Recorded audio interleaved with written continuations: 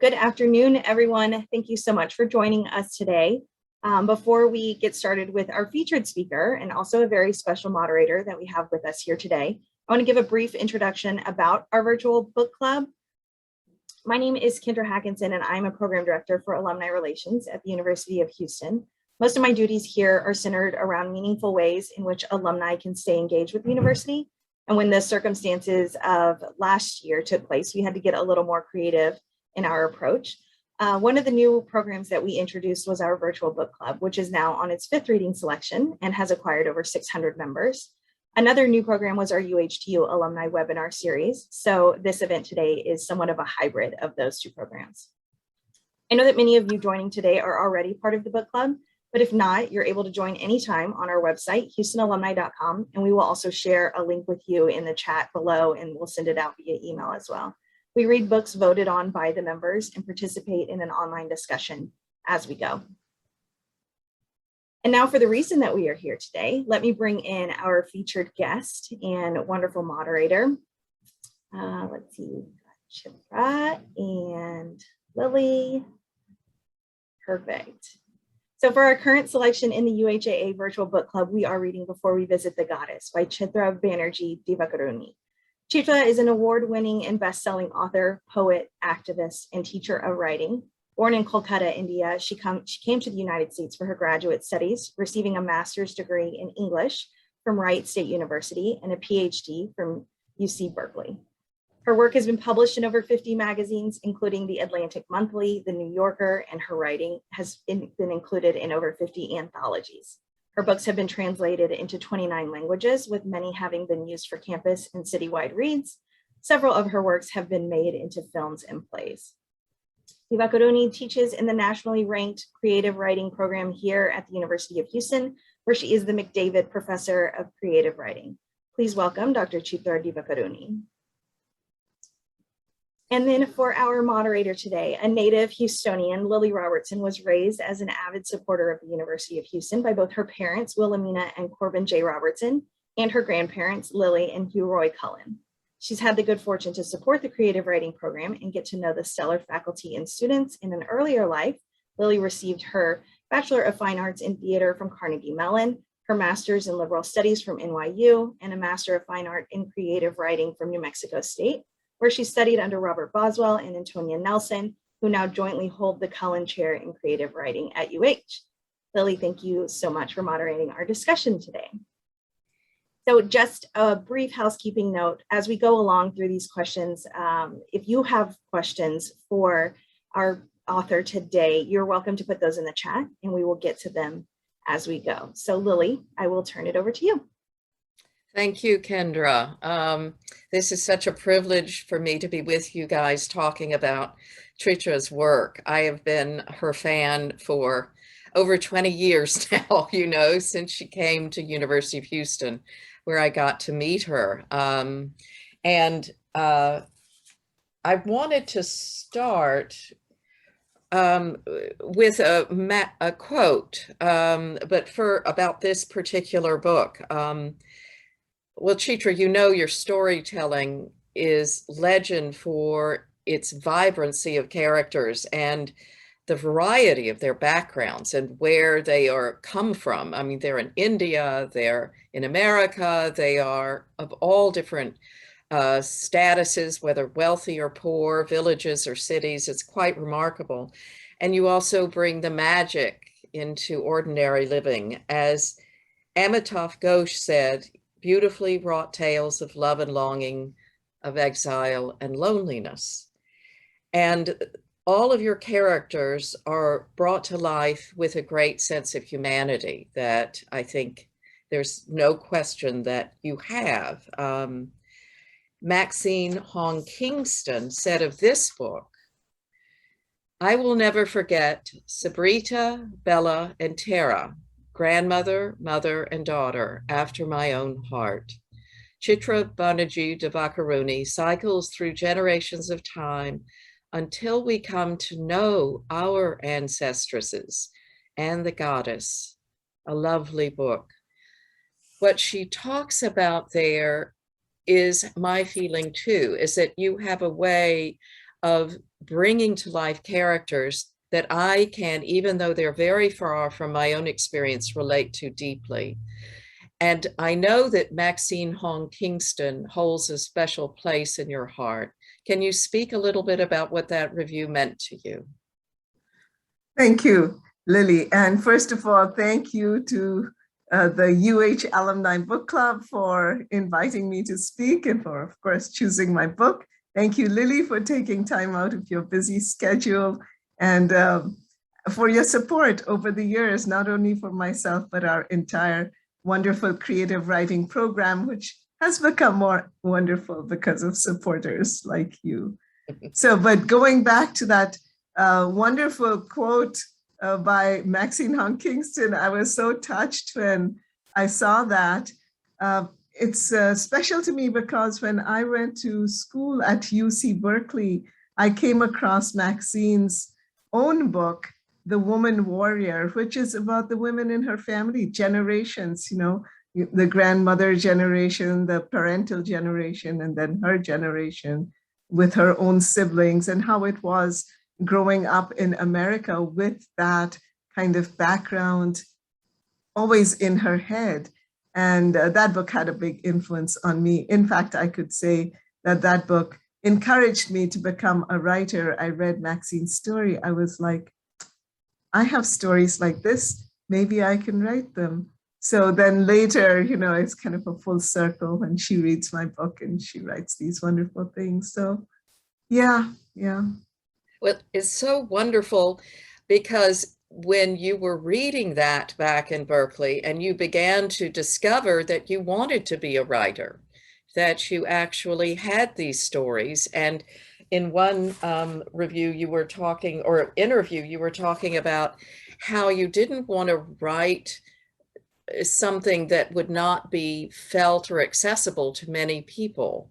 So that became, in a way, your mission to be sure that the stories you told and have told over these 20 years are of characters that we can all relate to.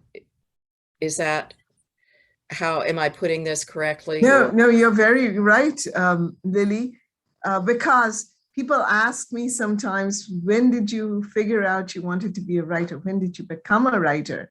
And like you brought up, Lily, when I was growing up in India, I had no idea I was going to write. And this is funny to me now because, you know, in our wonderful program, I'm always working with very talented graduate students, and the seniors are undergraduates. And a lot of them, they were like, when I was 6 years old, I knew I wanted to be a writer. I was like, wow, you're certainly ahead of what I was, because it was only after I immigrated that the desire to, I don't know, not forget my past became so important. The desire to remember India and to put it down in a way that made sense to me and hopefully to other people, that became really important because I felt I was losing it, living halfway across the world from India, from people I knew, from that whole vibrancy of the culture. I felt I was losing it and I didn't want to lose it. On the other hand, it was so exciting to be an immigrant in the United States with all the challenges and the opportunities. And I could see that I was changing each day, and that around me, people in my community and other immigrant communities, it was the same thing. America was this great transformer in some ways, and I wanted to capture that as well. So I think those dual impulses are what made me start writing. Lily, I have to say this is 100% true, and I say it in case there are, you know, writers in the audience who are just starting off. When I started writing, I was a very bad writer. I really was. And I had to learn how to become a better writer. And I think books like Maxine's really did help me. They were my teachers.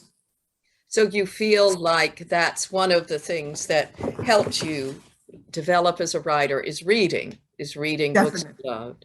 Well, what would be the other things, as long as we're talking about that for the beginning writers, or actually the graduate students you teach, what are the things that you try to instill in them?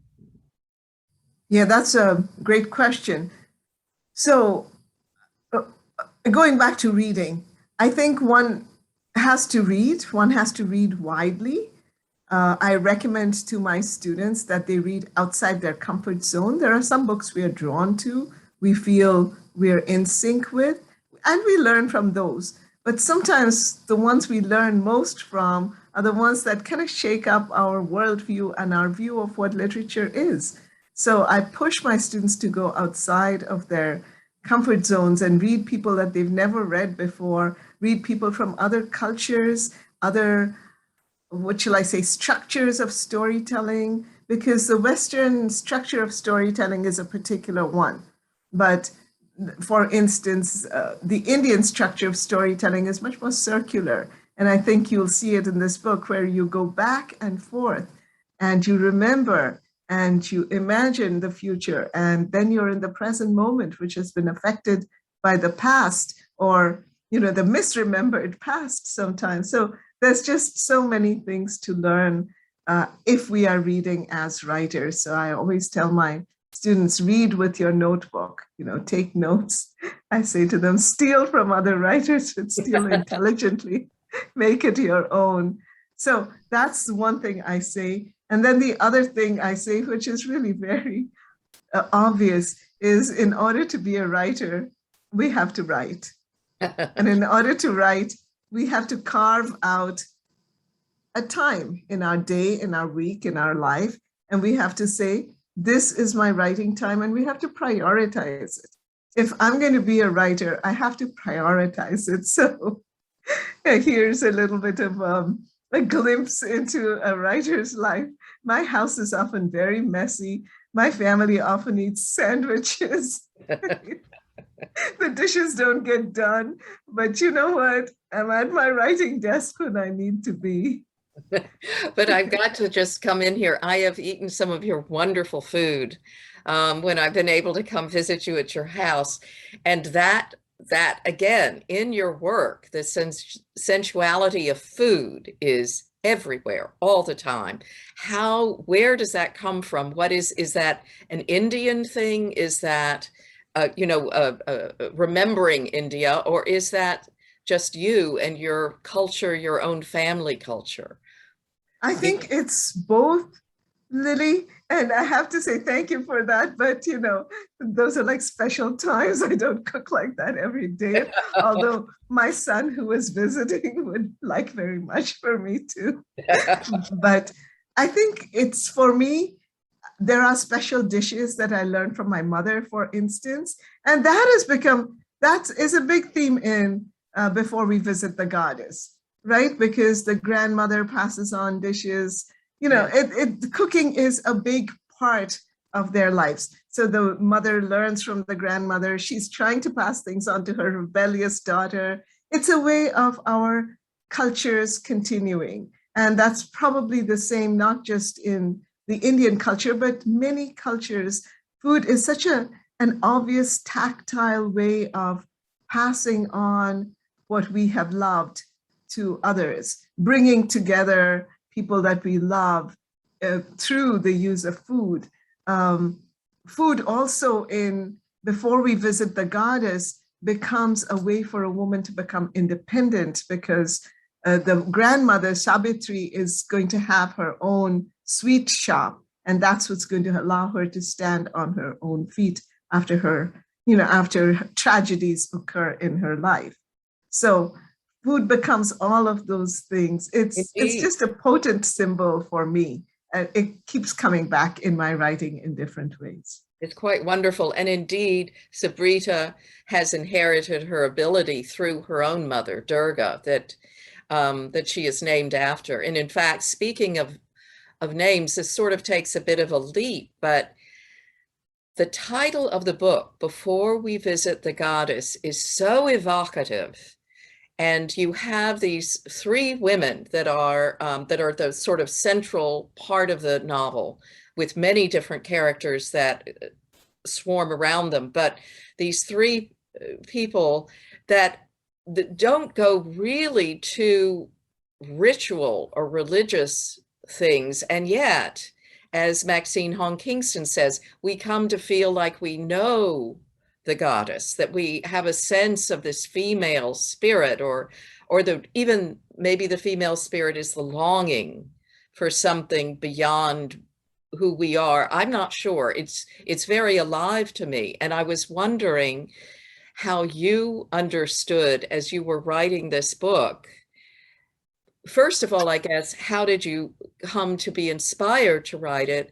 But then secondly, how, as you were finishing it, you organized the book so that the title became Before We Visit the Goddess. Yeah, well, that first, the goddess. So in this book, and maybe in my other writings, there's a sense that there is a particular strength inside of women. And that's what I'm calling visiting the goddess. And sometimes it only comes to us through difficulties, which force us to grow and force us to reach inward for strength, because maybe there aren't that many supportive elements around us. And I think the three women in this book are definitely going to go through those challenges, but they also will find their strength, each one in a different way. Not necessarily, as you pointed out, Lily, it's not necessarily traditionally religious, but it's spiritual. It's a search inward for that which is always there, that which doesn't change, and that which we can draw upon in the midst of greatest difficulties. Yeah, that's so beautiful. I think, that kind of was in the back of our mind, my mind. The title, Visiting the Goddess, which is the title story, is actually one of my favorite stories in the book. And it's set right here in Houston. And the goddess in that story, there's a dual meaning. There's the inner goddess, but there is a very famous Hindu temple here in Houston, the Meenakshi temple. And goddess Meenakshi is the goddess that's being referred to, because Tara is going to be forced to take a trip to that temple. Tara is not religious, especially at this time in her life. She's very rebellious. She's cut off from her family, but she will be forced to American. go. Yeah, first generation American, very, very like us. Very yes, she wants to, we can't blame her. She wants to carve out her own life, her own personality, away from her parents, who she feels, as many young people do, they have let her down. And, she doesn't want anything but she will be forced to visit this temple, and it will be a transformative experience for her. So one of the things I love about this book are all the Texas elements, the Houston elements, that this is one of my first books where it became a real Texas culture book as much as a culture of India book. Indeed, you come to, of course, this I guess it's toward Sugarland, yes? Or anyway, that the temple. It's in Pearland. The temple is in Pearland. Pearland, and Austin and all over. It's quite wonderful. Now, there are a couple of things here about why Tara met an accident. Was it necessary to introduce the accident as one question? But I think you described the idea of needing to push the characters to having a kind of realization, a trauma that makes them recognize and reckon and actually speak to. The other thing I wanted to talk about was not just the family stories, but each of these characters has a stranger that becomes essential to them. It also, you have a way of presenting stories to show us that often it's the people outside of our intimate circles that bring us knowledge of ourselves and enlightenment and reinvention. And indeed, this wonderful Dr. V, whom she is taking to the temple, she has to drive him. He doesn't want to see her. She doesn't want to see him. They don't understand each other or necessarily wish to be in the same car. But somehow by the end of it, there is a real coming together and a confidence shared, a secret shared with the other that could not have been shared with someone in their own intimate circles. It's very powerful. And I don't Yeah, I remember. wanted to talk a Yeah. little bit about that, Lily, because that's a really important premise in this novel, and perhaps in some of my other work as well, that sometimes strangers come into our lives and they perform, as it were, miraculous functions. And you're right that even though we love our families, we have very complicated relationships with them. They know us too well. They know all our, I don't know, the chinks in our armor. So it's hard to confess to them exactly what we're feeling sometimes because it's just not safe. But sometimes we can say to a stranger what we can't say to our own family, and they can give us advice, perhaps because they're not so embroiled in our lives, and they can give us compassion without judgment.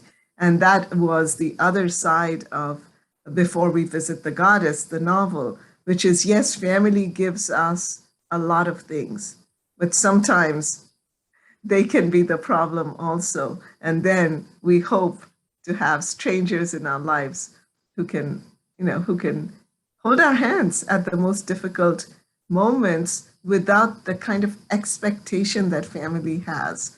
In families, often there's an expectation. Yes, I'll hold your hand, but, and there's a lot of unsaid things. So I wanted to bring that out, that sometimes when it's a stranger, it's just easier to be ourselves and let our guard down because they have no expectations of us.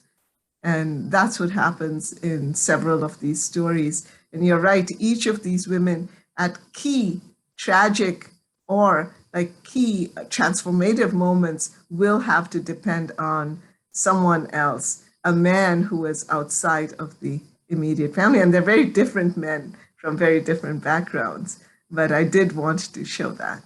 That's That, so yes, there's the inner strength of the goddess, but there's also the help of strangers. indeed. It's beautifully evolves and threads through this novel. Thinking of that, I was also thinking this idea of expectation, which is another reason I think this characters are so accessible to me, is that each character has such a view, a right. They think they are right about something. And we as a reader, reading the various voices, get to see how they have it all wrong about something, but they can't see it, and so it brings a kind of humanity and actually even a wake-up call to me about my own life. Don't be so right, that each, the mother with the daughter particularly, and the daughter looking back at the mother, assuming different things about each one, is quite remarkable. So was this something you started, or did it, when you were writing these stories, did that evolve as you were telling the story, that theme, or is it something that you began with, understanding you wanted to create this? Just as a writer, I'm wondering, do Yeah, you discover the themes after you've written, or do you know the theme as you were beginning to write? I only know a little bit when I'm beginning to write. Usually I just know the character and the voice of the character. Now, the voice of the character is really important to me, and certain things about the character I have to know. But other than that, I discover. Discovery is a big part of my process because, greater writers than I have pointed to this, where they've said, no surprise for the writer, no surprise for the reader. If I know everything, then it's not alive, right? There has to be discovery. There has to be surprise for really me as I'm writing my story, as I am learning things about the characters, and then maybe going back a little bit to revise. But yes, this book was a process of discovery. I think I can say every book for me has been a process of discovery. That makes it much more organic for me. That's just how I write. Other people write differently. About halfway through a piece, I'll know what's going to happen, and then I can start outlining, but always leaving myself open to discoveries of maybe better things than what I had originally thought of or planned. So I'm always also telling my students, be open to that. Don't kind of paint yourself into a corner and you can't make the story better just because you have this strong outline and you feel you have to follow it. So I'm always changing things. I'm always surprised by things. So I'll just give a little, what shall I say, a little glimpse into one of the stories, which I like a lot. It's called American Life. I think it's a funny story. And there is a character in that story, a non-alive character, but a character nevertheless has an important part to play that I had never planned on having in that book. And that character is a stuffed raccoon. And all of a sudden, this stuffed raccoon just appears in my main character. In this case, it's the granddaughter Tara's life. And she hates this stuffed raccoon, but her boyfriend loves the stuffed raccoon. So you can see that there's going to be a problem. And so, we have to be open to allowing stuffed raccoons and other such things into our stories. It's so wonderful. And now Mrs. Mehta, she is so lovely, that wonderful older woman. Again, what you also do with characters is this supposed fragile, helpless, older Indian woman that Tara is supposed to be babysitting is actually a remarkably, almost a trickster lady, who comes in and takes over the vintage store. It's just remarkable. It's wonderful. Was she a surprise, or did you hear her voice? How did she evolve? How did she come to be? All right. So for people who may not have read this story, Tara is having, excuse me, a hard time with her boyfriend. Excuse me for a moment. Yeah. So her friend at this vintage store where she works says, you need to reconnect with your community because Tara's kind of estranged from her family. And she says, look, here's a family, they need someone to look after the grandma while they go out of town. So Tara's not very willing, but she decides, okay, she's going to try. And she absolutely hates this woman who is giving her a very hard time over this weekend. But then things turn around and she has to go into work. So she takes this woman with her. And when this woman finds herself in this new environment, Mrs. Mehta, some things begin to happen. So I didn't know what would happen by the end of the story. I just knew that these two forces coming together, something was going to change. And there's another example of that theme of the stranger coming into your life, changing things that you never even knew you had. You never even knew there were problems in your life. And you see them and the stranger allows you to look at them. That's wonderful. And then again, it's almost like she is an immigrant coming into this vintage store. I was thinking of how you always think of the stranger coming into a new land, that this sense of immigration is such a powerful part that even we all might venture into strange lands. And what does it do to us? It makes us wake up a bit. It's very powerful. Thank you. The immigrant story, that theme has been important to me right from the beginning and continues to be because it's such an important American story. I think perhaps today it's just as important, valid, and worth examining as it ever was, because there's so much pushback right now against immigrants. There's so many misconceptions about immigrants. There's so much forgetting that the American story is largely a story of immigration. So I do want to bring in immigrants into unusual places and have immigrants who are of many generations, right? Immigrants who are then Americans also. I just want to throw all of that into the mix just to have my readers think about it. I certainly hope that in my books, I'm never prescribing any way for the reader to think about anything. I'm just presenting things and saying, consider this. See And what you make of it. Indeed. And I think that as immigrants, bring in their culture, right? That the food, but also I was thinking the story about Bella, when she is sort of to herself in Austin, finally isolated and alone and down and out, probably drinking too much, but she begins to become friends with another stranger, the neighbor, Kenneth. And there is something about that relationship that through, again, the work aspect of her going into this grocery store, she begins to cook again, and even has a blog where she begins to cook beautifully, as if it were a talent coming from her family. And she writes a cookbook. And I was thinking about, in fact, someone asked, was that someone you knew that actually did this? Someone, that was one of the questions we had. Right. So Bella is, of the 3 generations, Savitri is the grandmother who will never leave India. Bella is the one who comes to the US under, difficult circumstances. And then her daughter Tara is born here and will live here all her life. So Bella is kind of the in-between person, the one who straddles both continents, as it were.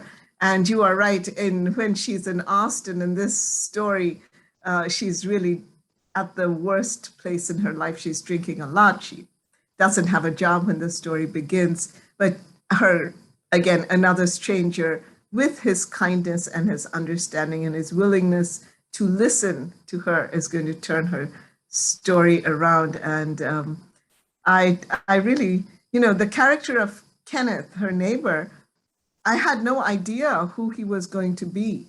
So really? He developed as the story developed. But then Bella will become very successful and will have a very successful blog. It isn't based on any particular person, but the food blogs are a big thing nowadays. I have to say, I love food blogs myself. I'm always looking them up.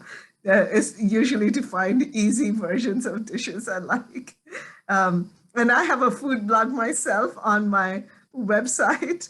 So okay. Yes, where I have given easy versions of traditional Indian dishes or family favorites. So, the idea of food blogs has been in my mind a lot. It's been on my horizon, and I wanted to just bring it in just for fun, to have that be a way in which Bella's life and success develops, because a lot of these blogs are very successful.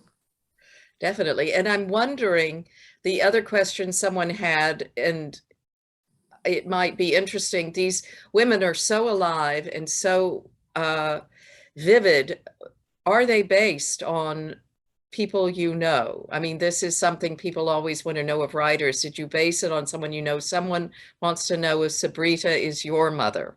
And so would you address all of those questions? Yeah. I think early on, I learned something, and I do try to pass it on to my students, but they have their own things that they have to do.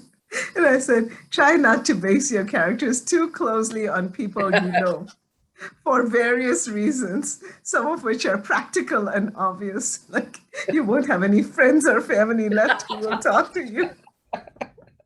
But some of which is writerly, which is once we start basing a character too closely on a person, we can't get away from it. It's like they pull us in, and then we can't imagine the lives of these characters turning out differently from the person on whom we based it. So no, I don't base my characters on people.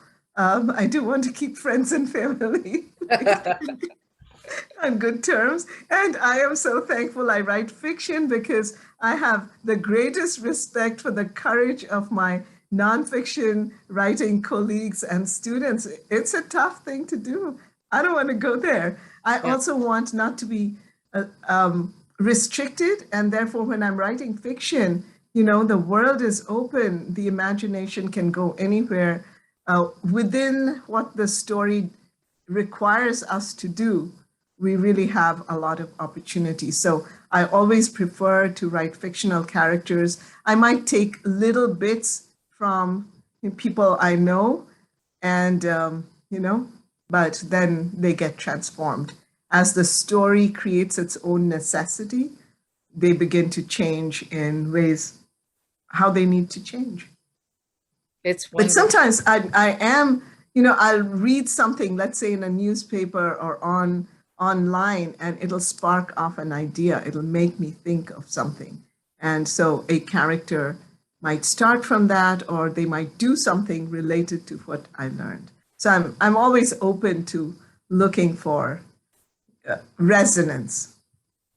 Was there one or another of these particular characters that were the easiest to follow, or one or another that was the hardest in this particular book? All of them are difficult, Lily. So that's the other thing. And I say this again to writers in the audience and my students. I tell them all the time, and boy, there are certain things I tell my students and they just hate hearing it. And I'll give you another one in a moment. But I tell them that, it doesn't get easier. You just get better at doing more difficult things. Oh, wow. Oh, boring. Oh, bummer. Because as you are growing as a writer, you don't want to do the same things over and over, then you would be stymied, right? So Right. Your vision of what is possible as a writer is growing, and therefore the challenges continue to grow. I think that is important, and that's just part of writing. Yes, some of the things you had difficulty with, now you can do better, but now you're trying to do more complex things. So open it up. I'm just reading this one from, I hope you don't mind me saying, Joe Sullivan. I found there was a story within the story about communication. In some cases, the communications we have with ourselves, but not necessarily out loud. I found myself reflecting on conversations I wish I had had with my mother, my spouse, and wondered if you considered that as you were writing. Thank you, Joe. Thank you. That's a beautiful comment and question. That certainly communication is a big part of this book. Communicating and the difficulty of communicating with people we love, which are often the people in our family, and which often are our parents or our children and our siblings, sometimes our spouses. Yeah. That's a big theme in Before We Visit the Goddess. Throughout the book, the family members are trying to communicate or refusing to communicate or miscommunicating. There's a lot of miscommunication in this book, where even with the best of intentions, they can't tell the people they love what they really want to tell them. So yes, it was a big theme. And I think as I was writing it, my mother had passed away already. So she was in the back of my mind. And the things that I never got to tell her were in the back of my mind. Oh, that's so true. There's so many things that my mother and father have passed on. And there are so many things I think about now that, and also it's age though, right? It's once you've grown and you age and you are more, I am more comfortable in my own skin. So I'm not as defensive about who I think I am or who I expect myself to be, which is exactly what you are describing with these wonderful characters, is all of the defenses trying to understand and make ourselves true to ourselves. And what does that even mean? I think one of the most interesting parts to me of your novel is the very end, when the very end of the letter that Sabrita has written, and she's talking about, you have introduced the idea of the fortunate lamp, and maybe you should speak a little bit about that quote. But at the end of the novel, Sabrita says this fortunate lamp was her ability to make this sweet that was so successful and true, and she had created it, and it was what she knew was true, and no one could take it from her, she says. And that's her idea of a fortunate lamp. Meanwhile, I am reading this about Sabrita, having just read about her children and thinking, that's her creation. That's the wonder of her life, is these children, and the life of them. And it's so amazing that again, that idea that we only see a little part of the world, we only see a little bit of it. But would you describe for us the fortunate lamp and how that means to certainly Sabrita, but to the novel? Yeah, so the first story will give an Indian proverb, a Bengali proverb. And the proverb basically says that if you are a good daughter, you are what is called good fortune for the family, and you are the fortunate lamp, you light up your family. And if you are a bad daughter, then you bring shame to your family. And so that's the opposite. You bring darkness and shame to your family. So the idea of the responsibility of a child to continue the family honor, as it were, is very important in this book. And women are expected to continue it in a particular way by behaving according to certain traditional norms and also by fulfilling the expectations of their parents. So it's a big weight on these women and possibly a lot of women in not only my culture, but many traditional cultures, or traditional families, because even within quote unquote modern cultures, there can be very traditional families who expect certain roles from their children. So the idea of being your own person versus following along the lines of the expectations of your family, that's a big theme over here. And in some ways, each of these women will deviate from the traditional path, but they'll do it in different ways. And they'll deviate and they'll find success in different places. And they would think of those successes as you pointed out, they're fortunate lamps, but maybe we as readers will see something else in their lives. And I love it that you saw something else as Savitri's greatest achievement, but she sees something else. The other thing that's really important in this book is the idea of women standing on their own feet. And that's been a thing for me for a long time. As you probably know, I've done a lot of I continue doing activist work in the community, especially in the field of domestic violence. So the idea that women need to be independent and stand on their own feet and not put up with abuse, I think that kind of permeates my stories one way or another, hopefully in different ways in different places. So the idea of female success and independence is very important in Before We Visit the Goddess, but each woman will interpret that differently. Well, that's what I love, is because each person, that's the independence that you are so American, really, because your absolute devotion to individualism is all throughout the novels that you write, because each person has the lamp they're trying to win, they're trying to create for themselves. And what I thought, there's someone who says, what does this woman not do? Because you do so much. And I was thinking, yes, besides being this prolific writer of novels and stories and essays and poetry, and besides teaching at the graduate school, you have also served on, been a mother of your two boys and a wonderful wife to Mehta.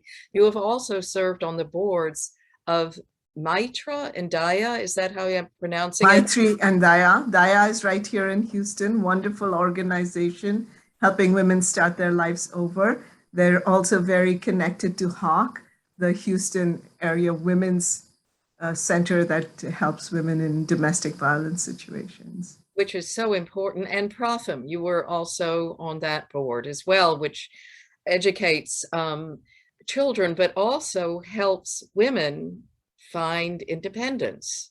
Yes, Protham has, they have many things they do, but the two things that I feel most strongly about is in India, they educate underprivileged children and they educate women who didn't get a chance to have an education. So they educate adults, and they especially help women stand on their own feet by starting businesses, very much like Savitri starting her sweet shop, so. Savitri, I've been mispronouncing her name the whole time. You didn't. Savitri. Sorry, everybody. Oops. Not a problem. You are so gracious. Anyway, yes, that it is so remarkable and important. You're standing up for women in fiction because it brings a woman's ability to imagine herself in a way that is different, even at the times when you were down and out, when you struggling, you can't find your way, that those women too have this light in them and have an ability on their level to find that power and freedom and independence. It's quite You remarkable. said it beautifully. I really believe that each woman has the goddess inside of her.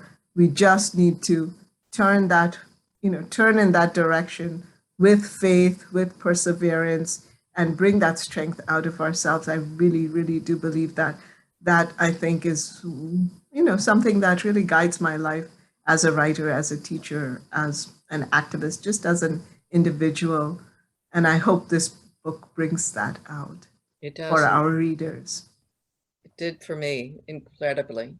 So now tell me, is there anything else you'd like to impart to the students who are writers, or to people in general? I know that you encourage people that are not writers to tell the stories, like your grandfather was your storyteller way back when you were young. Yes, yes. And one of the things I've been encouraging people, especially in the community, like in Houston, is to write their own stories for their family. Because a lot of what they have experienced and learned in their lives, if they don't write it down, it's gone. They pass away and the family has no idea. So I've been encouraging a lot of people, including my husband, to write their life stories. I think it's a real treasure for the community. And I know wonderful people in this community are doing that. They're having people verbally tell stories. And Chow at Rice University has archives of people telling their stories that she's preserving for future generations. And so I do hope that everyone in our audience will think about it, even writing them down, little stories about your growing up, your childhood, things you learned, moments that were important and transformative. We all do have a writer inside of us. I really do think so. I really do believe. And Lily, you're a writer, so you know that. Yes, I am. And it's taken a long time, but it is a joy. You said, in fact, in one of your interviews, you were this was the interview when you were first here, 20 plus years ago. And you were, at that point, you had just, I believe, published Sister of My Heart. And you were saying, for me, writing at first was a method of self-exploration and understanding. I was trying to fit things together, being from India, living in America, being a woman of color, living in this society. How did all those things fit in? What was my role? What were my responsibilities? What were my possibilities? That's beautifully put, and it's a beautiful description of what writing can do for someone. And of course, yours, you happen to be this wonderful, talented, amazing writer, so it just blossomed and created all these beautiful books. But it is a powerful activity to do. And I wonder about when you were first beginning and you were already thinking about all of the various things that you were part of, that you were, I'm sorry, I was distracted. There was someone named Sita. I thought, oh, wait, I feel like I'm in the middle of the novel. Thank you, Chitra, for encouraging us to write our own story, is what she said. Anyway, that I was wondering, when you were just beginning and you said writing was a method of self-exploration, was this something you were writing in your own, about your own personal life, or was this more, again, as you said, your ancestors and India in particular? Yeah, it was always about more than just my personal life. Although I saw, and I began as a poet, so I wrote what we would call lyric poetry, poetry of the moment, taking one experience or another. But it was always more than just a personal life because, you know, how can we separate our personal lives from that which is around us, which has influenced that personal life? I think, mentally we separate, but we're all connected.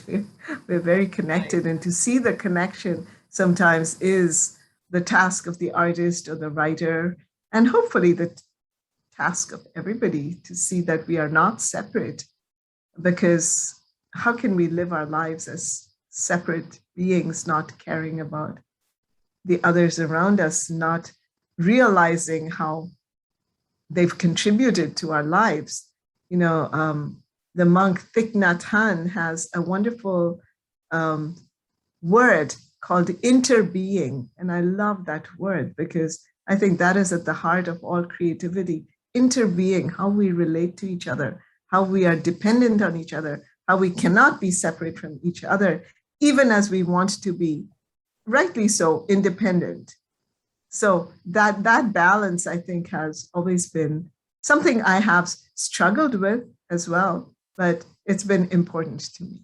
That just describes perfectly the notion of woman, right? That this sense of a woman takes care and nourishes the other, and at the same time is trying to understand herself as a self. And needs to nourish herself as well. And it's such a interesting combination of things.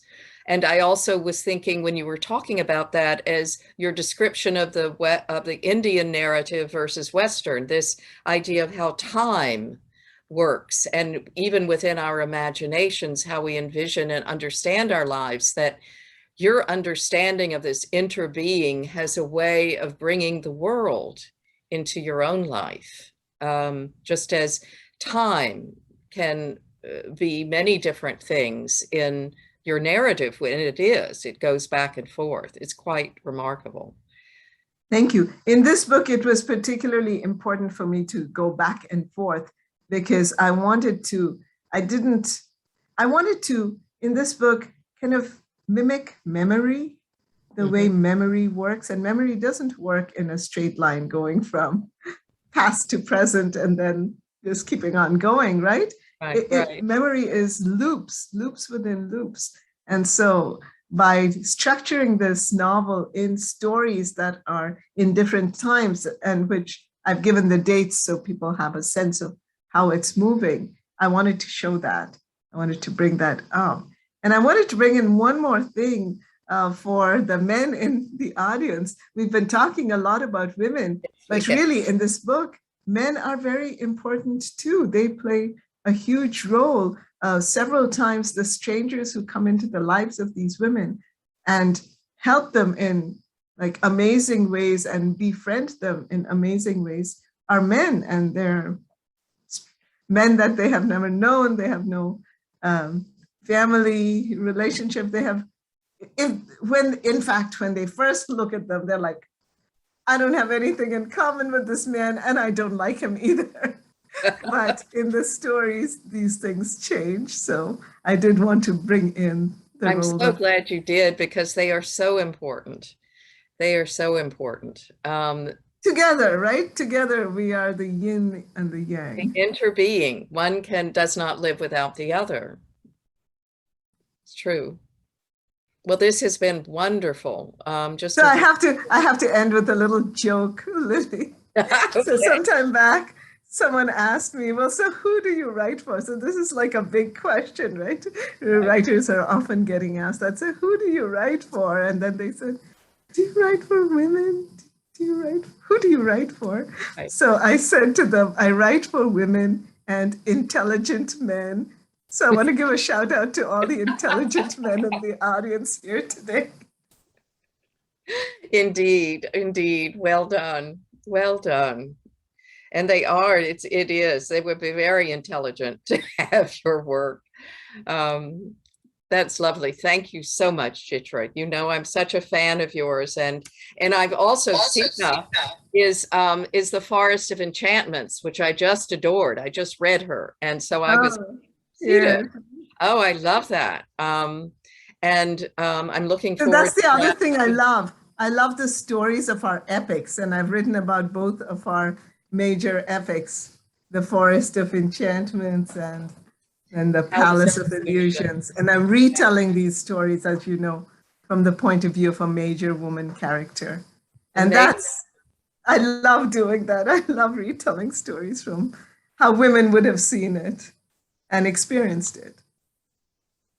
It's wonderful. Thank you. Thank you, Lily. It was great having this wonderful conversation, and you had such great questions. I loved Yes, it. Lily, I'd like to thank you as well for hosting this wonderful discussion. You did great, and Chitra, of course, for sharing so much insight into your beautiful work.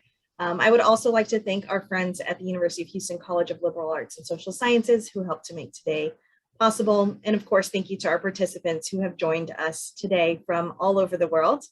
We hope that you enjoyed this discussion. We are just getting started on Before We Visit the Goddess in our virtual book club. So there is still time to join if you have not already, and we will put that link again here in the chat and send it out as well.